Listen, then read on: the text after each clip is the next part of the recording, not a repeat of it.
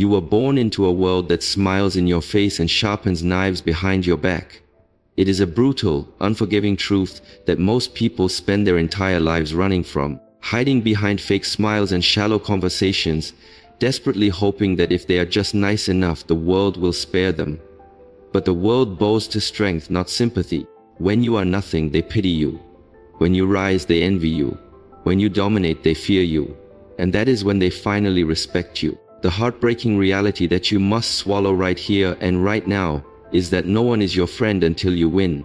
People do not respect your potential, they respect your success. They do not support your effort, they support your results. When you are at the bottom, nobody cares. Nobody sees your struggles, and nobody offers a hand to pull you out of the dirt. But the moment you finally win, the moment you achieve something undeniable, suddenly everyone claims they always believed in you. They want to stand near your success, not because they cared about your journey, but because they want the warmth of your spotlight. This sounds harsh until you realize that human beings are fundamentally wired for survival, motivated by the pursuit of pleasure and the avoidance of pain. Loyalty is not a character trait for most people. It is a luxury they can only afford when it does not cost them anything. When the sun is shining and everything is going well, everyone wants to be your friend. But watch what happens when the storm clouds gather. Most people are fair weather friends, present for the spring and summer of your life. But when the bitter winter comes and supporting you becomes a burden rather than a benefit, their true nature is revealed. They suddenly develop selective hearing, remember urgent appointments, and become mysteriously busy. You have been calling people friends who are simply acquaintances of convenience. People who share your coffee breaks and laugh at your jokes, but who are utterly incapable of unconditional loyalty. Your best friend might be psychologically and strategically planning your downfall while smiling at your birthday party, calculating how your setbacks create their opportunities. Look at Marcus, a man who thought he had human relationships completely figured out. He had spent 20 years building a deep friendship and a thriving business partnership, sharing dreams and late-night conversations with a man who even stood as the best man at his wedding. But then came the day his best friend walked into the boardroom and voted to remove Marcus from the company they had built together. It wasn't because Marcus had failed, but simply because it was profitable to betray him. Sitting in his empty office that night, staring at the photographs of all the smiling faces he had called friends, Marcus was struck by a lightning bolt of truth. No one is your friend in the way you need them to be. Or consider Rebecca, who built a catering business from nothing, working grueling 18-hour days and sacrificing her personal life. When her childhood friend Maria tearfully begged to join her, talking about sisterhood and building an empire together, Rebecca trusted her completely. She shared every business secret, every client relationship until the recession hit and cash flow tightened. That was when Rebecca discovered Maria had been quietly meeting with their biggest clients behind her back, offering the same services at lower prices through a secret company. When confronted, Maria didn't even deny it. She just coldly stated that business is business and she had a family to feed. The pain of betrayal is not in the betrayal itself, but in the expectation that was betrayed, in the illusion of dependency that was shattered. You have been living like a beggar, constantly seeking approval and hoping that someone somewhere will finally understand and support you. You wake up each morning not asking what you can create, but who will approve of what you create. You have been too friendly. You think being nice will win you love, but it only makes you invisible. You think being friendly will bring you respect, but it only invites people to use you. In this world, people do not value what is easily available. They chase what they cannot have. Every time you say yes when your spirit is screaming no, you are sacrificing your purpose for temporary approval, trading your destiny for short-lived validation. When you constantly put others first, you teach them that you come second. You become the emotional sponge for everyone else's drama, the helping hand whose own dreams are gathering dust in a forgotten corner of your mind. Think about Aisha, who is always the one people call when they need a ride or someone to listen to their endless emotional complaints. She feels good about being selfless at first, but over time, she realizes that her phone is full of people asking for favors, yet no one ever asks how she is doing. She has become emotionally imprisoned by her own generosity, pouring her energy endlessly into broken cups while her own soul leaks dry. Or think of Umar in his office, always taking the extra shift, always agreeing to stay late, and missing his family dinners because he thinks being the go-to guy will earn him respect. Instead, weeks turn into months. People stop saying thank you, and he becomes invisible, a convenience rather than a person of value. He made himself too accessible, too easy to approach, and the world mistook his goodness for weakness. You are losing yourself. You are losing your power because you have forgotten that your time, your energy, and your presence are valuable assets, not unlimited resources. When you are too friendly, you become predictable, the person everyone assumes will always understand, always forgive, and always fix what others break. People stop seeing your effort and stop hearing your quiet protest because they are so used to your compliance. You are giving away your energy to people who only come to you for warmth, but offer nothing in return, draining your battery until you have nothing left. And if you do not protect your energy, no one else will. If you do not value your own time, the world will gladly waste it for you. Kindness without boundaries is self-destruction. You must understand that saying no is not a sin. It is a powerful statement of self-respect. Your no holds more power than 1,000 forced yeses because it represents truth, strength, and an unbreakable boundary. But to establish those boundaries, to truly break free from the prison of people pleasing, you have to be willing to walk a very lonely road. The journey to greatness often begins in isolation. In the beginning, nobody understands your vision. Nobody claps for you and nobody follows you.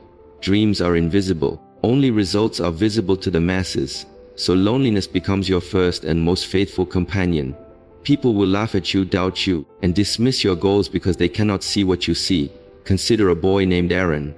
At 18, he stood at a bus stop in a small town, wearing worn-out shoes and holding a cracked phone. When he told his friends that one day he would build a business and travel the world, they laughed at him. These were not strangers. They were the same people he shared his life with. Even his own family told him to be realistic. Aaron felt crushed, his dreams too heavy for the small world around him. But one night, sitting alone in his tiny room, he realized a powerful truth: people do not believe in potential, they believe in results. So he made a quiet decision: if no one supports me, I will support myself. If no one claps for me, I will clap for myself. He started waking up early, studying with limited resources, working exhausting jobs, and sacrificing comfort while others chased entertainment.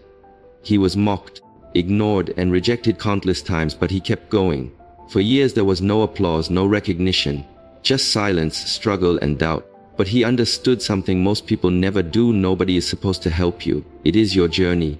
And sometimes, the greatest power you will ever discover is the ability to keep moving forward completely alone. When you attempt something great, people will often disappear before you succeed. That is the reality.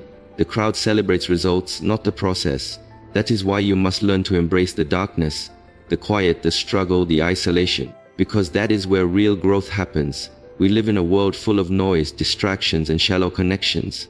But sometimes, the only way to truly transform your life is to step away from it all, to disconnect from opinions, expectations, and limitations placed on you by others, to go into your own space and build something in silence. Because long before the world sees your success, you will have to endure the unseen battles, the effort, the discipline, the sleepless nights, and the sacrifices. And those silent moments, that is where greatness is truly created. The greatest versions of yourself are always built in the dark. Are you willing to hide yourself in the library, in the gym, in your own space, and put in the brutal, invisible work behind the scenes? You must build in silence and reveal it only when it is complete. David Goggins understood this deeply. He once struggled with insecurity, poor education, and physical limitations. There was no audience, no support system, no applause, just pain, discipline, and relentless effort. When you are deep in the struggle, there is no one coming to hold your hand. It is just you alone, facing your own mind. That is where true strength is built. No one is coming to save you. Let that truth sink in. Your parents cannot rescue you. Your friends cannot carry your burdens. There is only one person responsible for changing your life, and that is the person you see in the mirror. Stop waiting. Waiting without action slowly destroys your dreams. When you realize you have no support system, do not see it as weakness, see it as power. Because when you rely on no one can control your future. You don't need permission to become great. Think about a young man like David, who grew up without guidance or support. While others had help, he had to figure everything out alone. Instead of becoming a victim, he made a powerful decision. He would become everything he needed: his own mentor, his own support system, his own motivation. Every day, he held himself accountable. He celebrated his own wins. He pushed himself through failures. And over time, he didn't just become successful. He became emotionally independent. He no longer needed validation from anyone else. This is the mirror principle. Become the person you've been waiting for.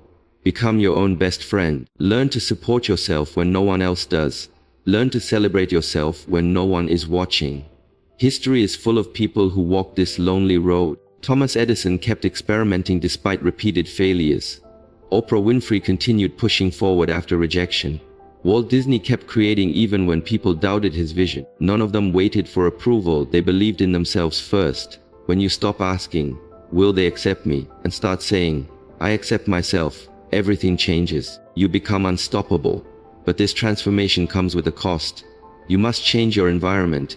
You must distance yourself from people who think small, who speak negativity, and who try to pull you back into an average life.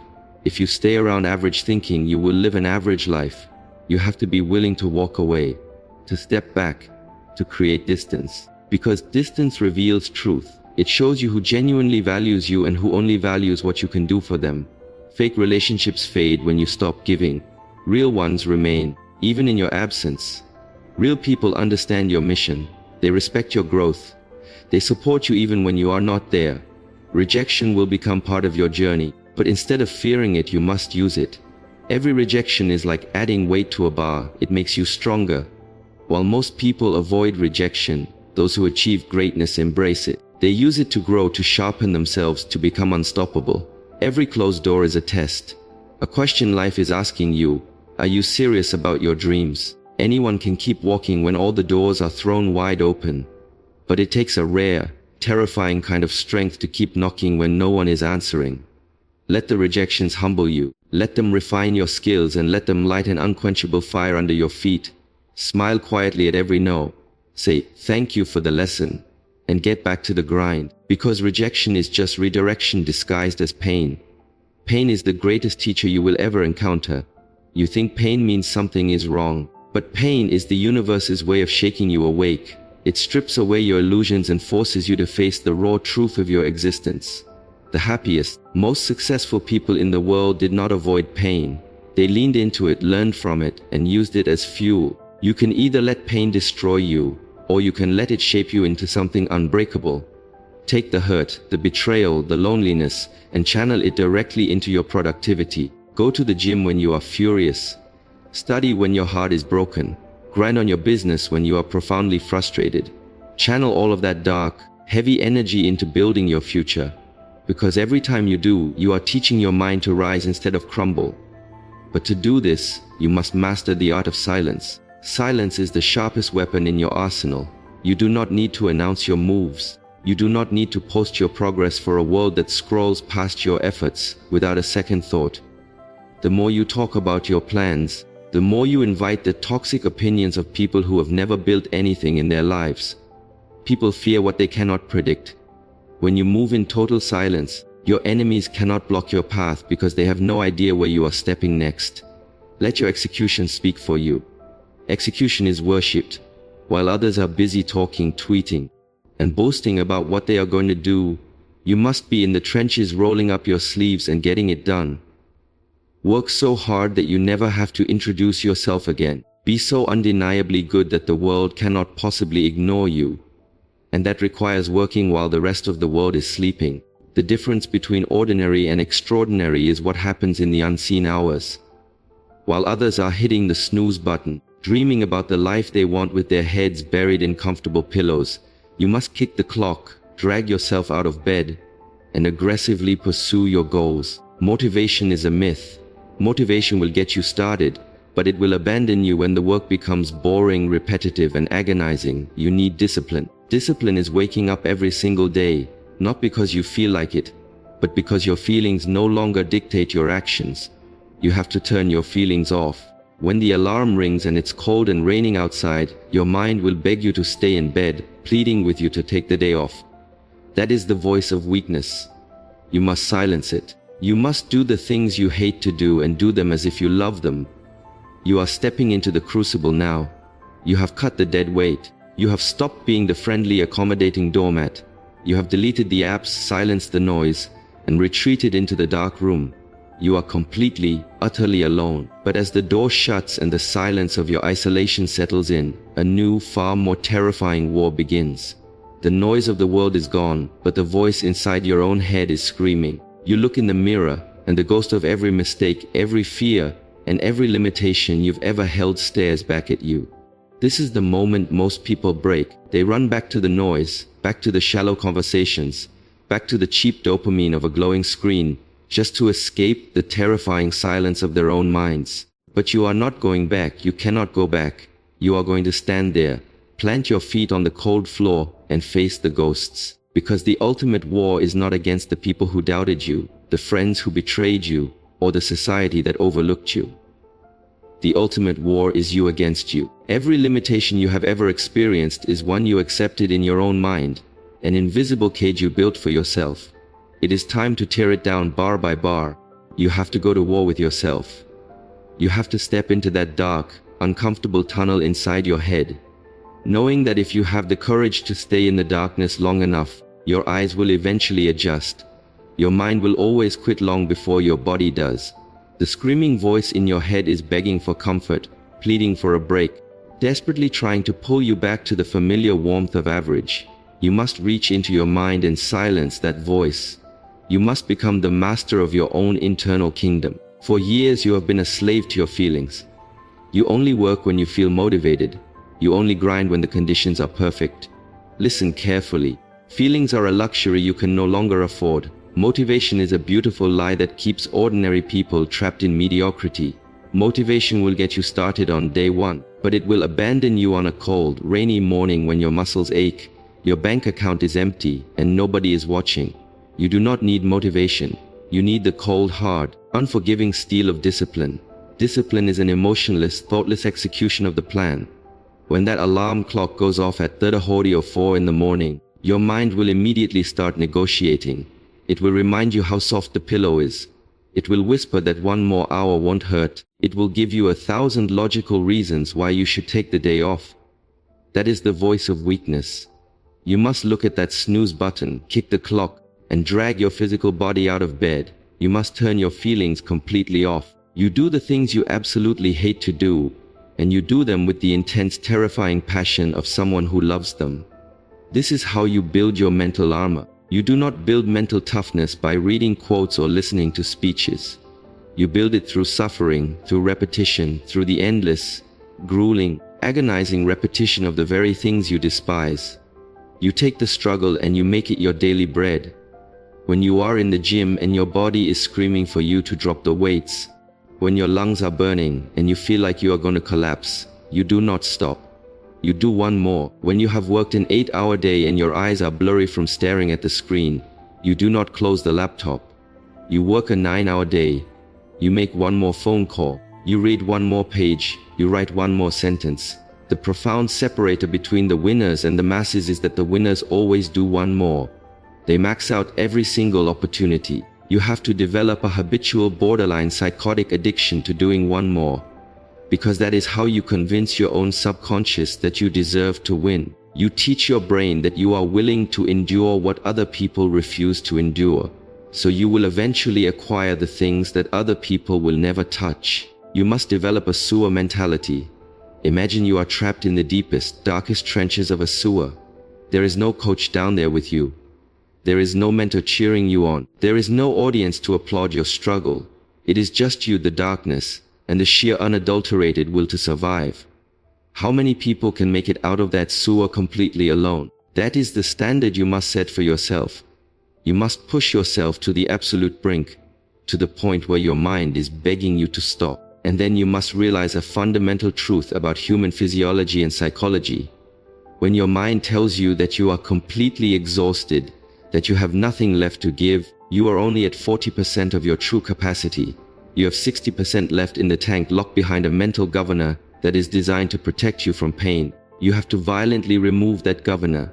You have to push past your normal stopping point. stretching your limits inch by grueling inch. Life is going to bring you unchosen suffering regardless of what you do. People you love will pass away. Your body will eventually break down. Economies will crash and unexpected tragedies will strike with ruthless precision. You cannot control the unchosen suffering of this world, but you can fortify your soul against it through chosen suffering. When you voluntarily step into the freezing cold water, when you force yourself through a grueling workout that breaks you down to your core, when you isolate yourself to study for long hours, while the rest of the world is drinking and partying, you are building thick calluses on your mind.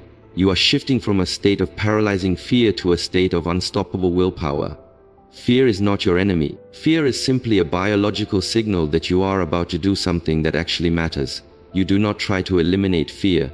You consume it as fuel. You become fear-proof by stepping into the discomfort every single day until the terrifying unknown becomes your comfortable living room.